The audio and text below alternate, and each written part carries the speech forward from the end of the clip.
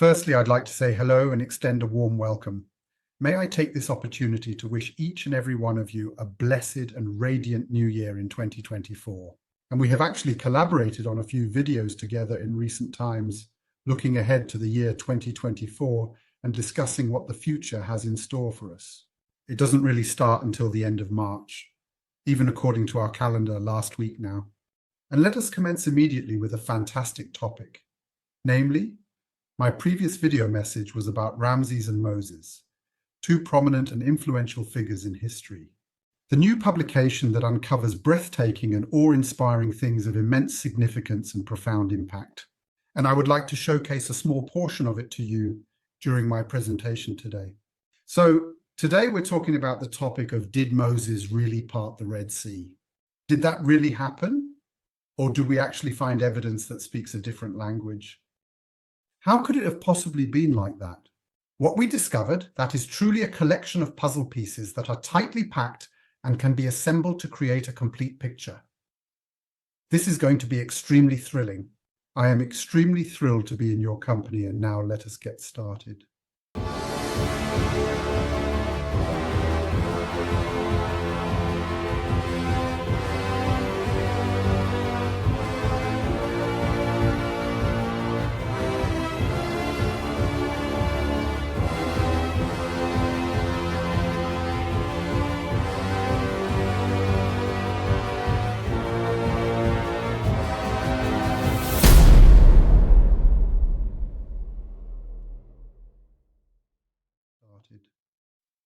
Yeah, so to initiate, I thought maybe we could have a little chat about the word Moses, just to kick things off.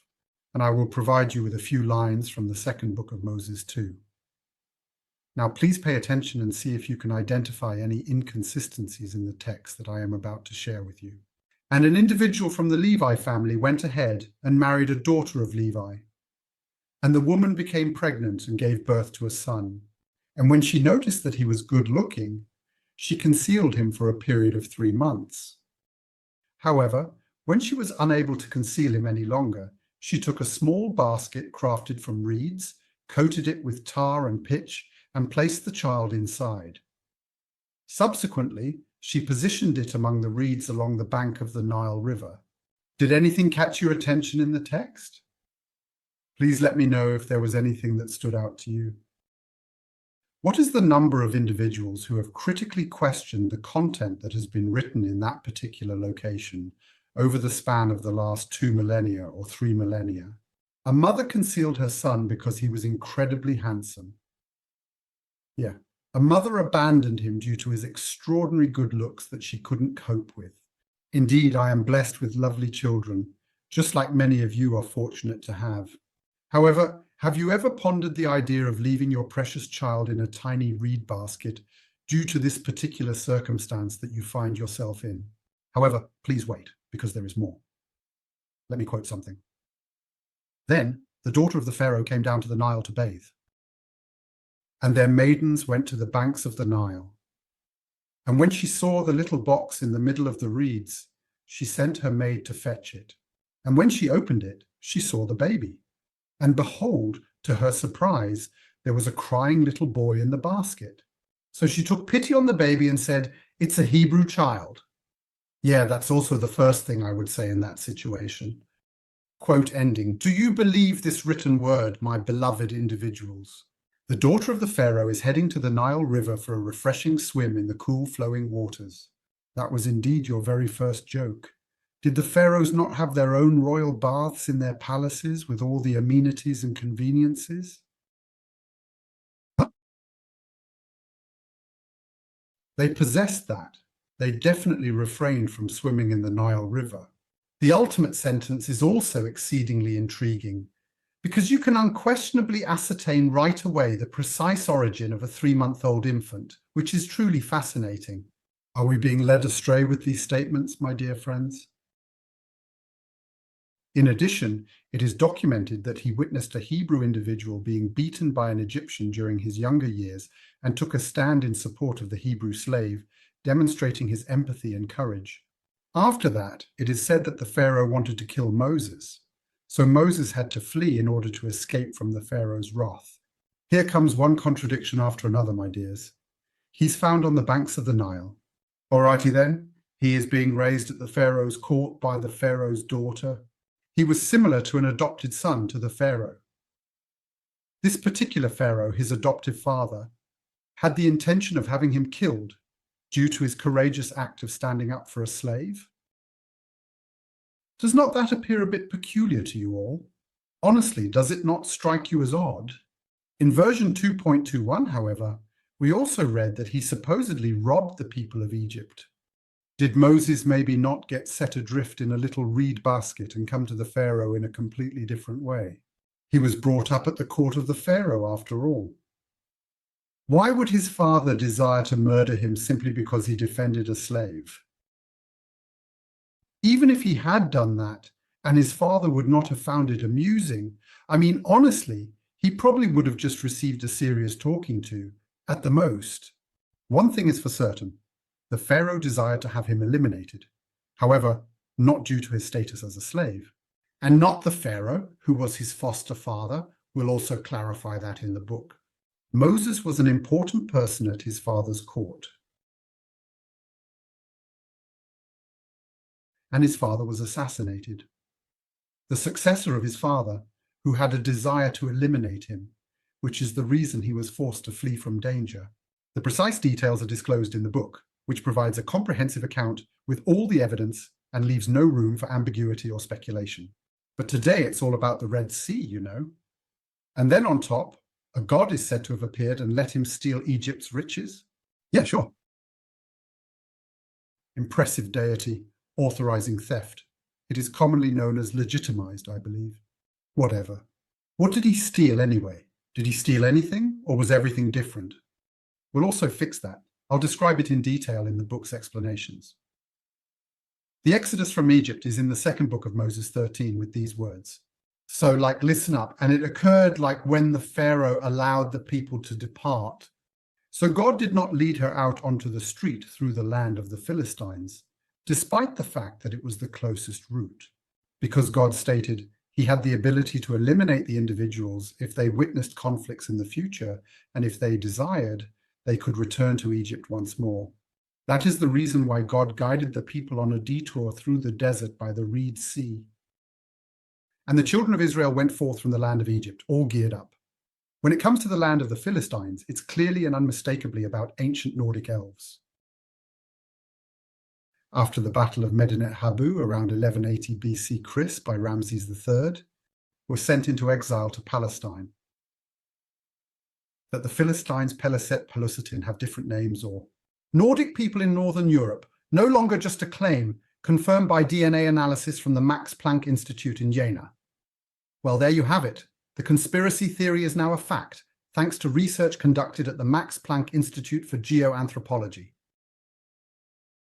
So Moses must have left after the establishment of the land of the Philistines, so that even after the Battle of Medinet Habu, the estimates are that he in the 15th, ignoring the idea he existed before Christ, all of them. Conversely, people tend to cling to old dogmas. We have knowledge of that. It was additionally stated, for example, that he opted to take a detour by traversing through the desert at the Reed Sea. According to biblical scholarship, he caused the Red Sea to split into two parts through a miraculous act. However, the Red Sea is not a sea filled with reeds. This is becoming more interesting. Therefore, the question arises, where was it actually located? I will also provide you with information about his true name as it was mentioned in the book. I will expose his father's identity, reasons for his flight, and details about the Ark of the Covenant and its history. We are currently rewriting the history. Additionally, I will provide evidence to demonstrate that the entire Genesis was plagiarized. She is many things, but she was not written by Moses. Even the story of Noah was ripped off and just told with different names, lacking originality and authenticity. Now let's start by finding out today, as I said, whether he really parted the Red Sea and whether it was even the Red Sea in the first place. Well then, the well-known exodus of the Israelites from Egypt, a story that most of us have heard and read about, and the legendary figure Moses supposedly led them and miraculously parted the sea. But what really happened there? What is historical fact and what is half-truth and lie?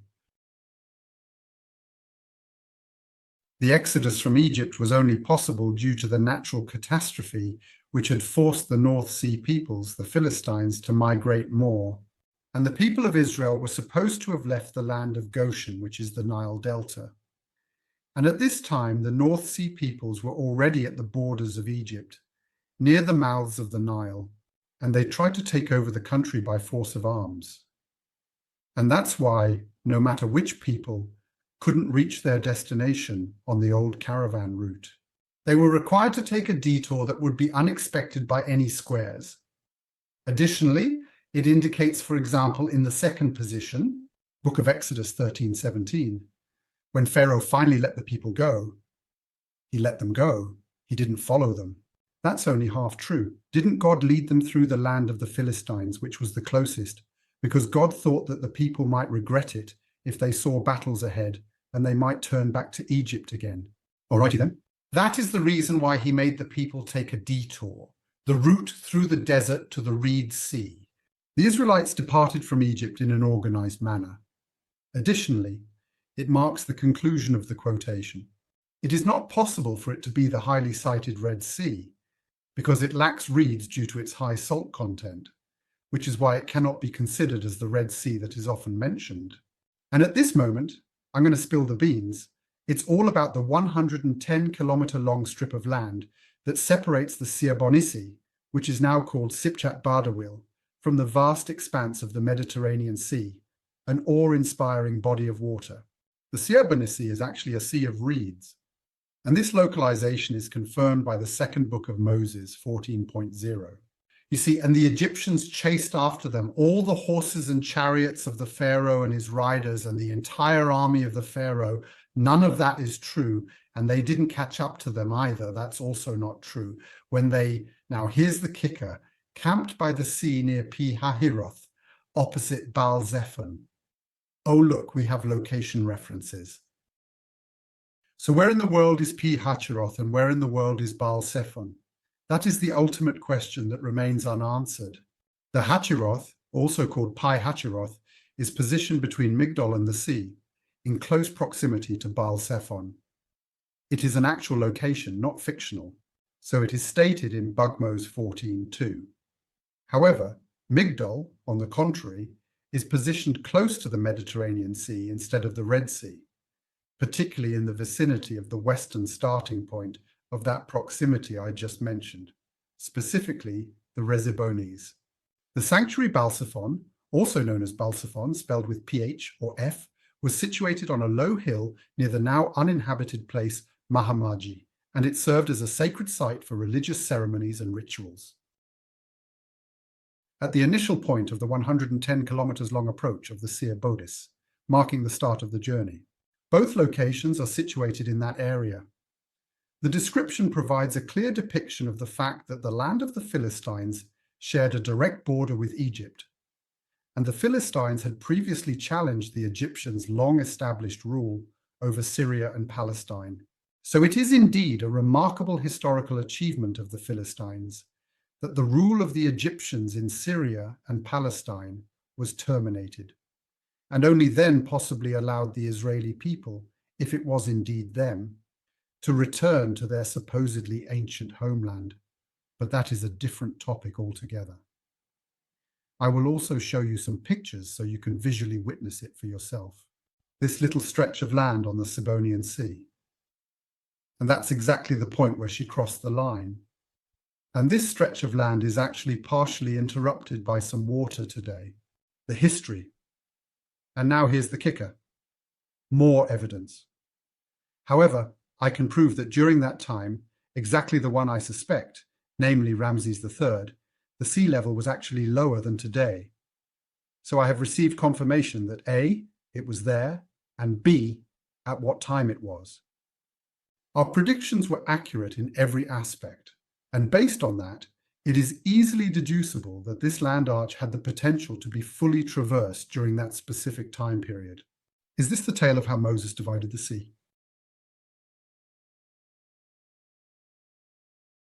In this picture up here, you can see the Nile Delta with the Sirabonian Sea, the Sea of Reeds.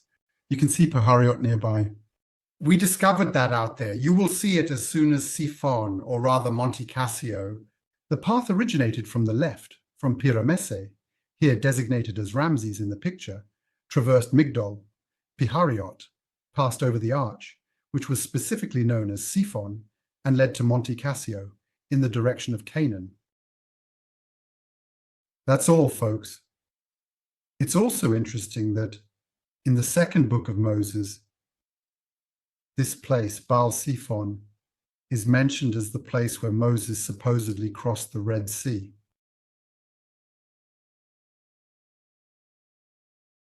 Now, there was, for example, the famous Harvard professor Barry Fell, and he wrote in his book, Germany's Ancestors, that this place, once again mentioned in the book Germany, okay, is identical to the mountain Ras Khwarizm, according to Fell's research. The Greeks referred to the mountain as Cassios, while it was known as Monte Cassios. In Syria, it is referred to as Ras Shamra, and it is located adjacent to the Serbonian Sea, if you understand what I'm saying. Yeah, like near the western border of Egypt. That is, as previously mentioned, a highly evident indication that he did not cross the Red Sea, but rather the Serbonian Sea, as I have stated earlier. There was also a letter from the king of Ugarit to the Egyptian pharaoh, which was dated back to the 14th century and had been preserved for centuries, many centuries prior to the birth of Christ. And it was at that location where the king made an equivalence between his deity, Baal Zephon, and the Egyptian deity, Amun. Oh, look there. We know that the word Baal often appears in the Bible and is used to defame pagan gods. Basically, everything that wasn't biblical was named Baal. So let me just quickly explain that. Like I said, the king replaced his god Baal Zephon with the Egyptian god Amun, and even at the German border to Rome in the 3rd, a sanctuary was constructed in the century, and it is still regarded as sacred during the time of Baal Zephon. I do not want to initiate a debate in this context regarding whether the deity Baal originates from the distant northern regions or from Egypt. Ultimately, perhaps both are correct, as Egypt was ultimately established by Thoth, the high priest of Atlantis. According to the accounts, Thoth is said to have taken a northern route through Germany, known as Tut-Thoth land, on his journey to Egypt. In contrast, it is said that the Egyptian god Osiris arrived in Egypt by taking a southern route that passed through the Canary Islands. So, my dears, we have certainly and unequivocally clarified the topic of Moses and his Red Sea, and the precise location where this momentous event actually took place in history. Perhaps intriguing, I will disclose a small secret at the conclusion of the video regarding this exquisite statue, or the painting from the Sistine Chapel situated behind me. And her name is Zipporah. We will additionally cover that in a separate video, and in the book, I will provide a detailed explanation for it. Bless you. I wish you a wonderful day, a fantastic week, and a fabulous start to the new year. Take care and be well. Hey there.